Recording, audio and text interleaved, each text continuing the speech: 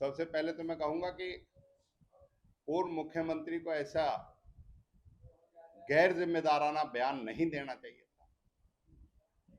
इतिहास में हमेशा सत्ता पक्ष के ऊपर इल्जाम लगा है बोगस वोटिंग करने का, सरकारी मशीनरी का दुरुपयोग करने का, लोगों पे दबाव बनाने का, लोगों पे नाजायज दबाव बनाने का, और जो इलेक्शन की प्रक्रिया को जो है उल्लंघन करने का।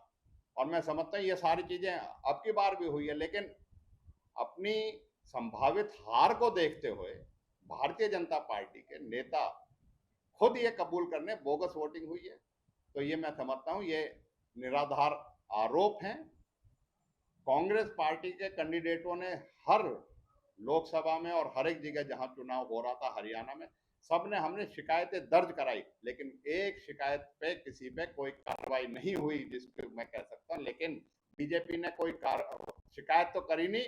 अब अनगढ़ आरोप कांग्रेस पर लगाने लगे। मैं समझता हूं संभावित हार। और यही नहीं, उन्होंने दो जगह का कहा, रोहतक और उसका।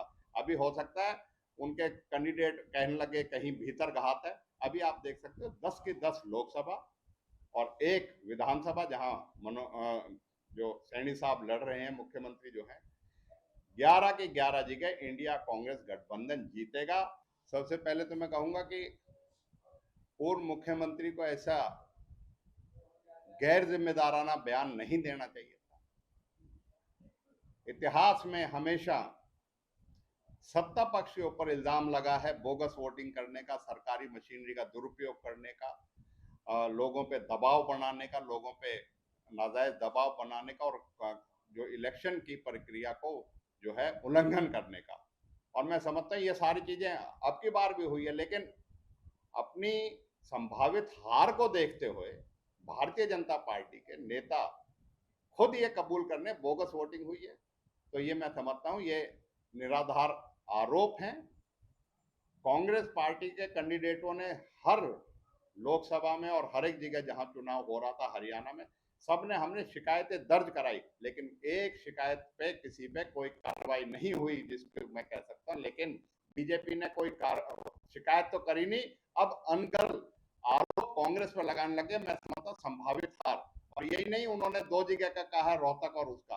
अभी हो सकता है उनके कैंडिडेट कहने लगे कहीं भीतर घात है। अभी आप देख सकते हो 10 की 10 लोकसभा और एक विधानसभा जहां जो सैनी साहब लड़ रहे हैं, मुख्यमंत्री जो है, 11 की 11 जगह इंडिया कांग्रेस गठबंधन जीतेगा।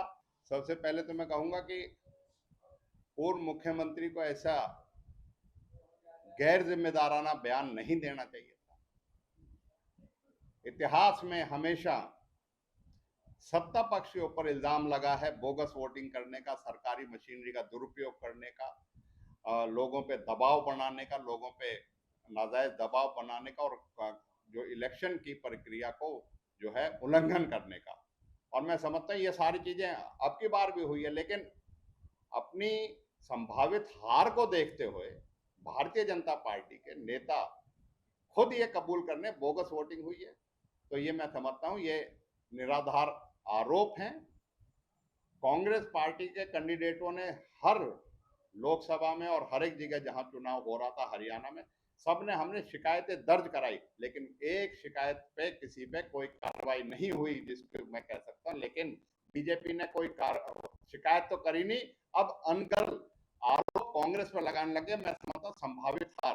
और यही नहीं, उन्होंने दो जगह का कहा, रोहतक और उसका। अभी हो सकता है उनके कैंडिडेट कहने लगे कहीं भीतर घात है। अभी आप देख सकते हो 10 की 10 लोकसभा और एक विधानसभा जहां जो सैनी साहब लड़ रहे हैं, मुख्यमंत्री जो है, 11 की 11 जगह इंडिया कांग्रेस गठबंधन जीतेगा।